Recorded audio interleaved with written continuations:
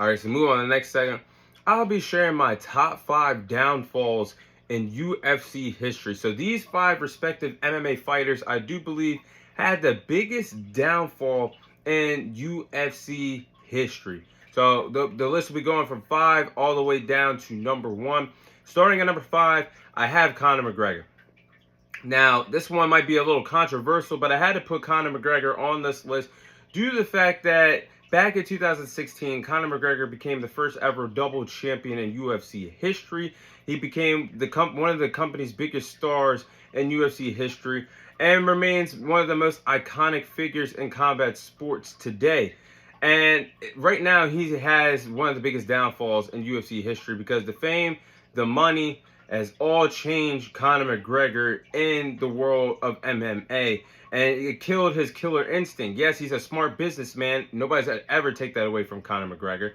But once he went over to boxing and they had that cross fight of boxing versus MMA, when Dana White let him fight Floyd Mayweather in Floyd's final pro fight, that killed the killer instinct for Conor McGregor as a legit star because he's 1-3 since becoming a double champion. He's 1-3, has one win under his resume in his last 4 fights since Barack Obama has been president back in office in 2016. That's unbelievable.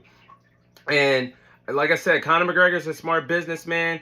He could have been in the conversation for being an all-time great in UFC if he still had that killer instinct, stayed committed to MMA only, and didn't let the fame, the money, and the fortune change him, I believe. And I think that's the reason why Conor McGregor is in the position that he's in. And I feel like when it's all said and done, he's going to go down as one of the biggest downfalls, especially if he loses to Michael Chandler in his return fight in June. But number 4 on my list is Ronda Rousey. Now, hear me out on this one. Before there was a Conor McGregor, a big-time box office attraction once again in the UFC, there was a Ronda Rousey. And Ronda Rousey made women's MMA popular in the UFC. She became the first ever women's bantamweight champion in UFC history. She got the nickname the baddest woman on the planet for a reason because she was kicking asses and taking names in the MMA at the time. And Ronda Rousey was 12-0 at the time, on top of the world, on top of the mountain in UFC. And she, in a matter of 2 fights, it was all gone. And she lost to 2 devastating knockout losses to Holly Holm and Amanda Nunes. And those 2 fights finished Ronda Rousey's career. And she's a Hall of Famer, don't get me wrong, in the UFC.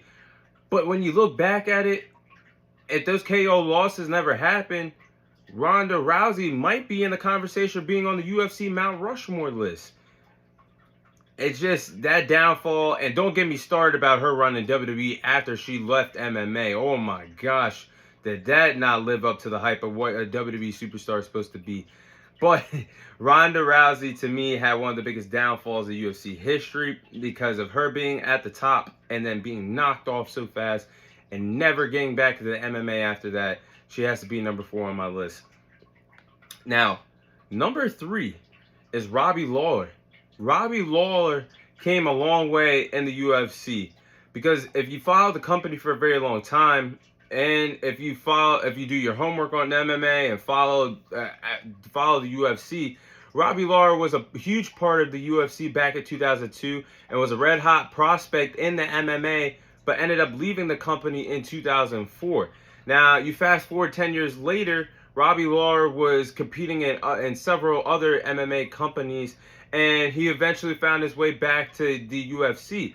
And Robbie Lawler put together a pretty good run in his next UFC run, defeated Josh Koscheck and Matt Brown to become the welterweight champion in the UFC. But then you look at his title defenses, he had some really good title defenses I'm looking at. Had a really good title defense over against Rory McDonald. He defeated Carlos Condit. Those are some great title fights in UFC history when you look back at it. But when he lost this welterweight title to Tyron Woodley in 2016, that was really the beginning of the end for Robbie Lawler, unfortunately. And he went on to lose fights in dominating fashion.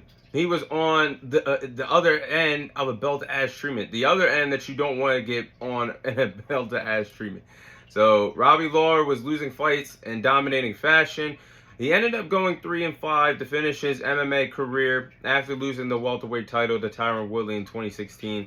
But he did finish his UFC career on a high note last year with a KO victory against Nico Price. I will say that about Robbie Lawler.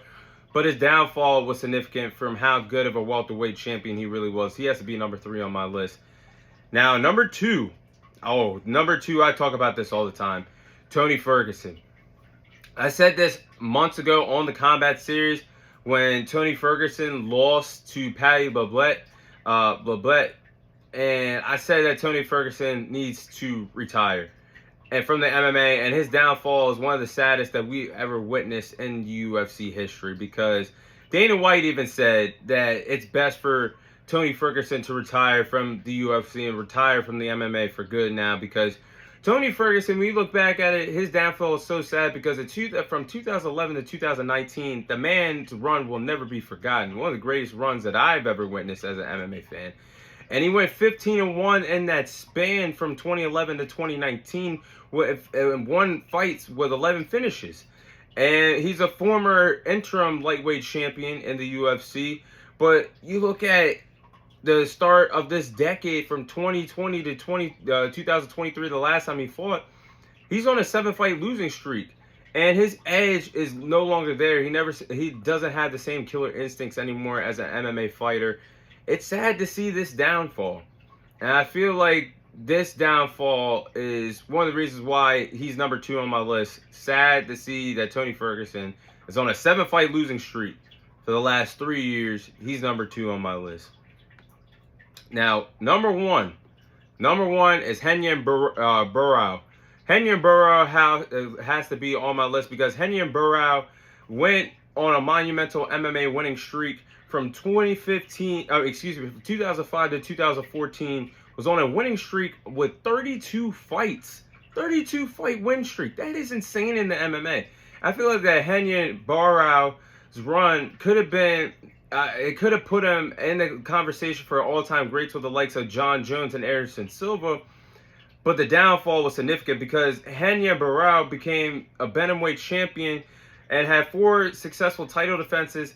But when he fought TJ Dillashaw, he got the ultimate belt to ass treatment and got knocked out in the 5th round of that championship fight to lose the bantamweight championship.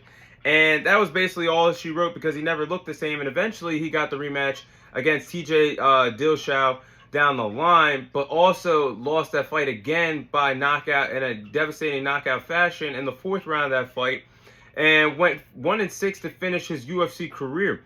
Someone that could have been in the conversation for being an all-time great.